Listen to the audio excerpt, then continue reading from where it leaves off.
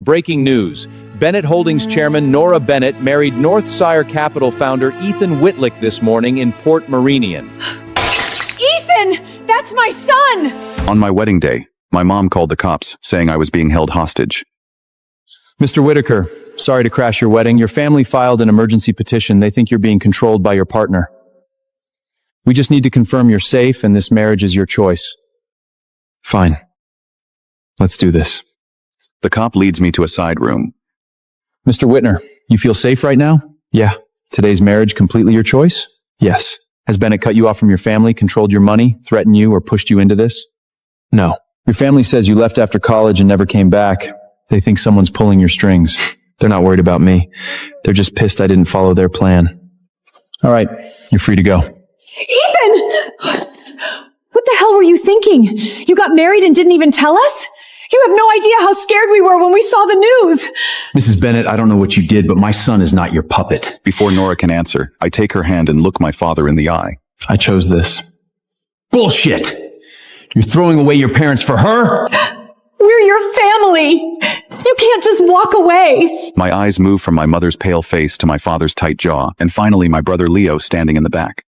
I think back to graduation day. My classmates celebrating their futures. My parents planning Leo's trip to Paris, and I was handed a pair of gray work boots.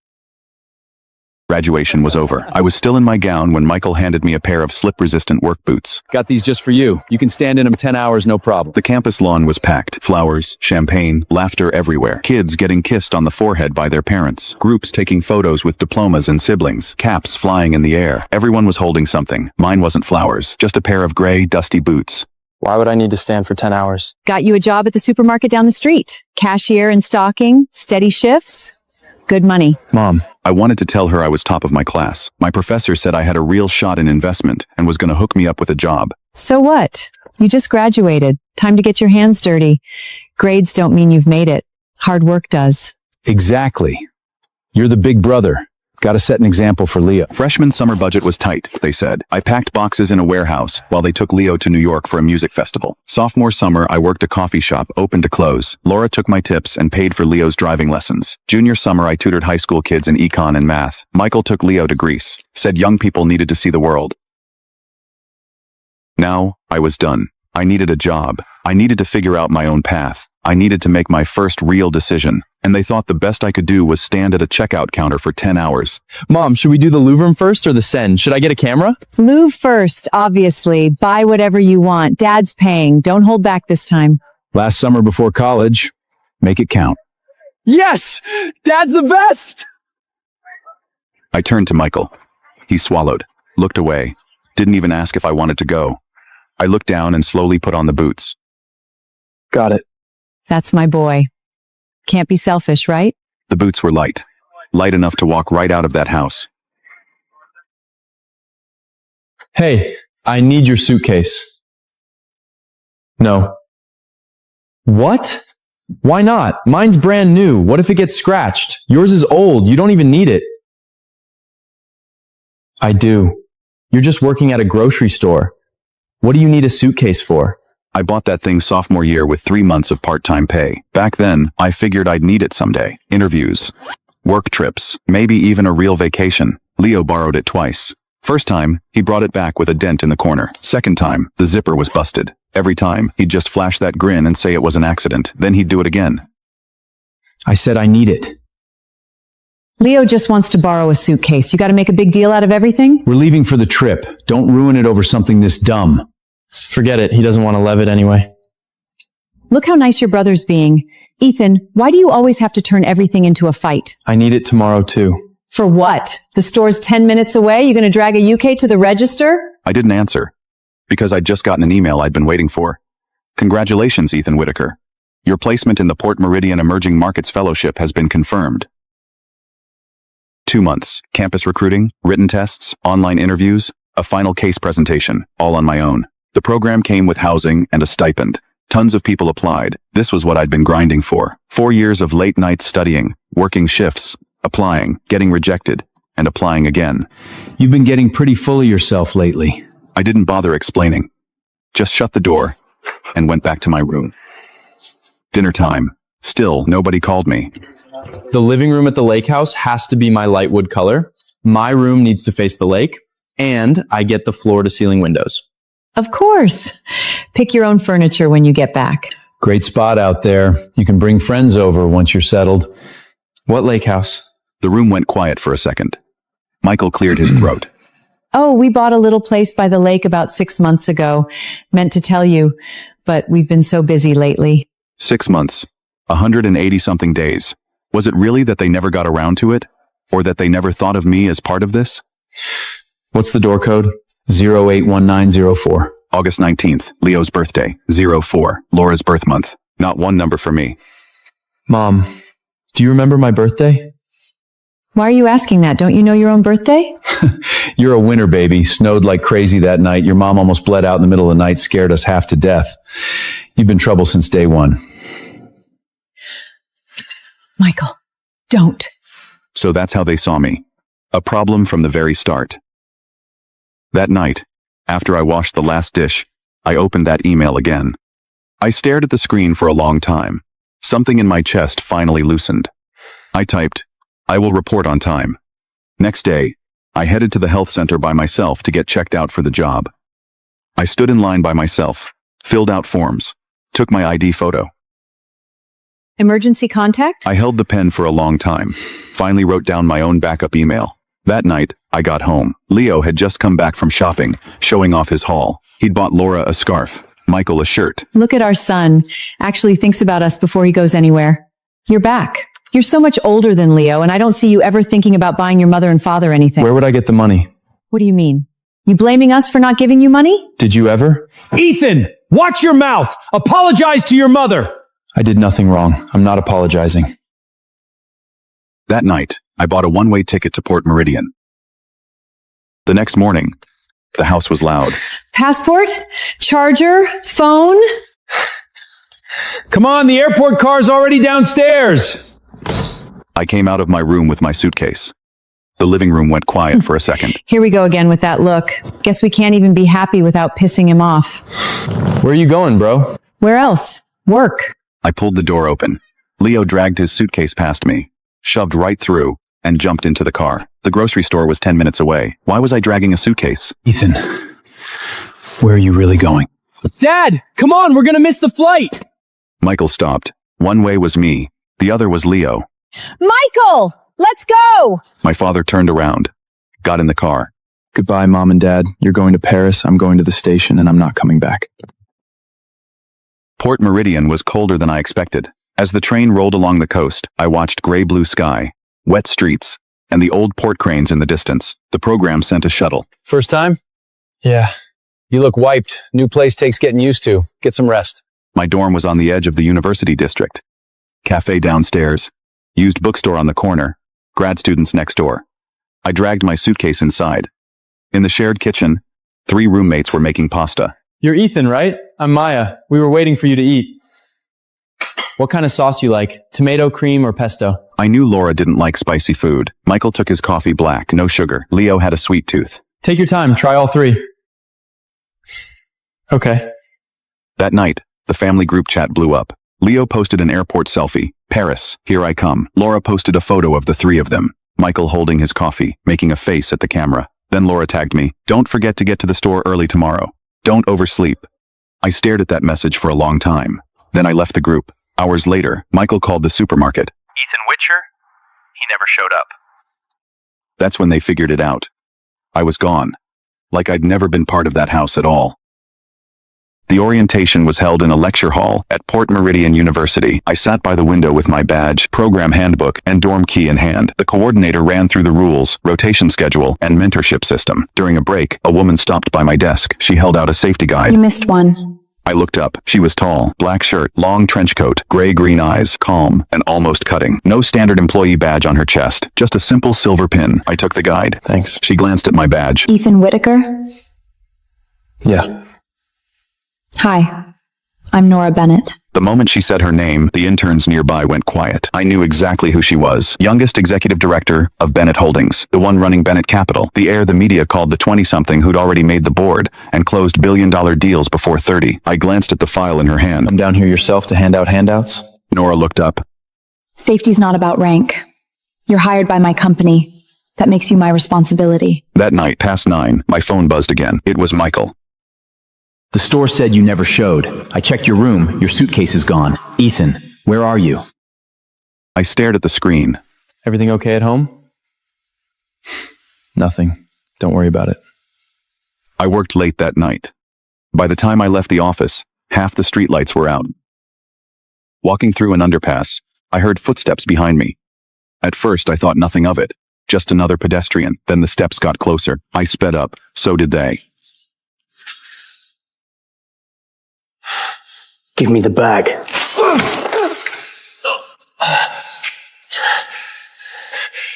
Get off. Let him go. Nora's voice cut through. She stood at the roadside, 2 security guards behind her.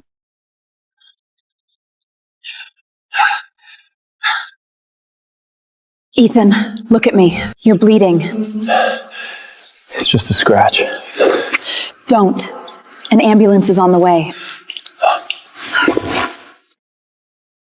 When I woke up again, I was in the hospital observation room. Nora sat at a small table nearby, going through documents. She spotted me awake and shut her laptop. You doing okay? Not bad. Mild concussion, bruising on your shoulder and arm. The doctor said they'll keep you for observation tonight. You can leave tomorrow. Before I could figure out what to say, my phone started buzzing nonstop. Nora glanced at it. I unlocked the screen. Laura's first message read, Stop playing dead. Call me right now. Where did you go? Your mother's worried sick. Don't be dramatic. Bro, the store said you never showed. What are you even doing? Ethan, you're being so immature. Bro, just reply. Mom's really worried. Worried? I stared at the word. It felt absurd. The phone rang again. I picked up. Ethan Whithater, where the hell are you? Port Moraine. What are you doing there? Working. We got you a job already. I don't want it. Since when did you get so selfish? You disappear without a word and you have no idea how humiliated we are. Did you know I was the top student in my finance program? Silence on the other end. Did you know how many interviews I went to? Did you know I paid my own tuition for 4 years? Did you know I worked every single summer? Never went anywhere. Never took a break. I'm asking you why you didn't go to the store. Stop digging up old crap. You're the older brother. Leo's younger than you. You should be the one to make sacrifices. You're the older brother. Because I'm 1 year older, I'm supposed to be the good one forever? Stay behind. Wash the dishes, work the shifts. While he gets New York, Greece, Paris. Just breathing on the line. I kept going. The lake house. 6 months. 180 honey days. Not one day was good enough to tell me. You keep saying you raised an independent son, but you just raised someone who learned really early that no one was ever coming to help him. Why do you have to make us sound so awful? We're your family! Did you ever treat me like family? I don't need a family like this. I hung up. The observation room door opened. Nora walked in with takeout. She didn't ask who I was fighting with. Didn't ask what was said. She just opened the containers and set them in front of me. Soup first or food? I looked at her for a long time. This was the first time anyone had ever asked me what I wanted. Soup first. Nora handed me the bowl. Okay. After the program ended, I stayed in Port Meridian and joined the analytics department at a major asset management firm. Laura would occasionally text, asking when I was coming back. Michael said the supermarket near home still had a spot for me. I never replied to any of them. 6 months later, on my birthday, Maya and my roommates got me a lemon cake. I asked you 3 times what you liked, and you said whatever every time, so I just went with it. Why lemon? Because the first time you had pasta with us, you finished the one with the lemon sauce first. Someone actually remembered something like that. That night, Nora showed up too. She didn't bring anything flashy, just a small black box. Inside was a silver bookmark, engraved with a line, "For the life you choose." Why are you so good to me? Because I see you. Something hit me right in the chest. For 22 years, I rarely did anything unplanned. But that moment, I crossed the distance and kissed her. I'm older than you. My work keeps me busy. I can't be there every day like some younger girl might. You can still walk away. I didn't step back. I kissed her again. I'm not walking away. Michael called while I was reading an industry report. I hesitated, then picked up. Son, do you hate us? No. Michael let out an audible breath of relief. Then why won't you come home? Because I resent you.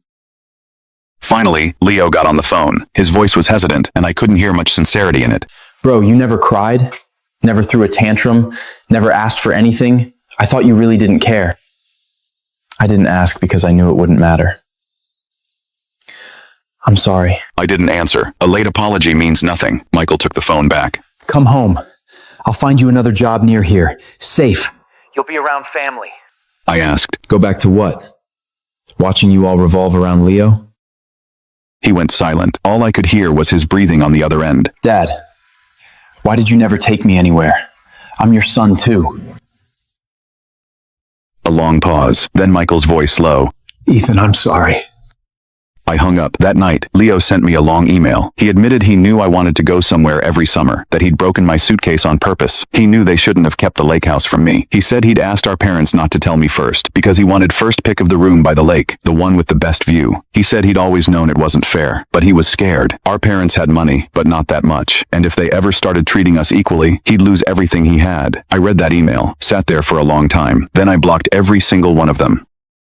The years that followed, I never stopped. I went from analyst to investment manager. Then I left the big firm and started North Star Capital. At the lowest point, the company account had barely enough to cover 2 months. I lived in an apartment near the office, pitched to investors during the day, ran models at night, huddled with my team in the early hours. People said I was too young, said I had no backing, no connections, no footing in the capital world. Plenty of people were waiting for me to fall. I didn't explain. I just worked. Year 1, North Star almost bled out. Year 2, we dodged a massive blow up in the energy sector. Year 3, one of our portfolio companies went public. Year 4, North Star was one of the most talked about new funds in the market. Nora was with me the whole time. Over those years, she took over Bennett Capital first, then became chairman of Bennett Holdings. She gave North Star opportunities, but she never made my decisions for me. At North Star's lowest point, I can open a door, but walking through it, that's on you. Later, standing at the top of North Star's new headquarters, looking out over the city lights, I told her, You opened a door for me, but I built the building behind it. we were never about one of us saving the other.